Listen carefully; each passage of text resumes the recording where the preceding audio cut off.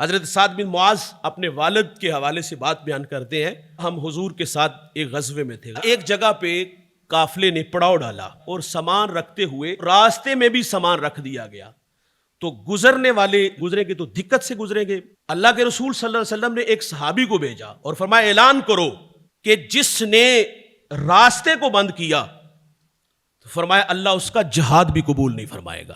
مجاہد کا اعزاز کتنا بڑا بھائی، فطری قربانی دے رہا ہے، اپنی جان جیسی متاع عزیز اس کی راہ میں لٹانے کے لیے، اور محض اس کے لیے میدان عمل میں ہے، حضور کی معیت میں ہے۔ لیکن اگر راستے کو بند کیا گیا سامان رکھتے ہوئے، پڑاؤ ڈالتے ہوئے، تو رسول اللہ فرماتے اللہ اس کا جہاد بھی قبول نہیں فرمائے گا۔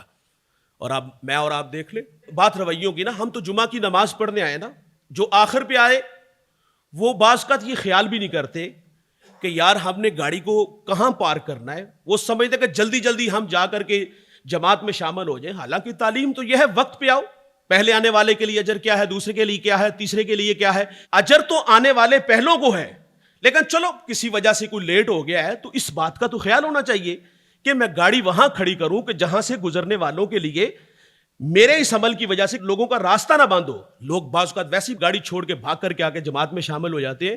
اگر جہاد کرنے والا جو حضور کی معیت میں جہاد کرنے جا رہا ہے، فرمایا اس کا جہاد نہیں، تو جو نماز پڑھنے آئے گا تو یہاں سے ہمیں دیکھنا ہوگا کیا ہماری نماز قبول ہوگی۔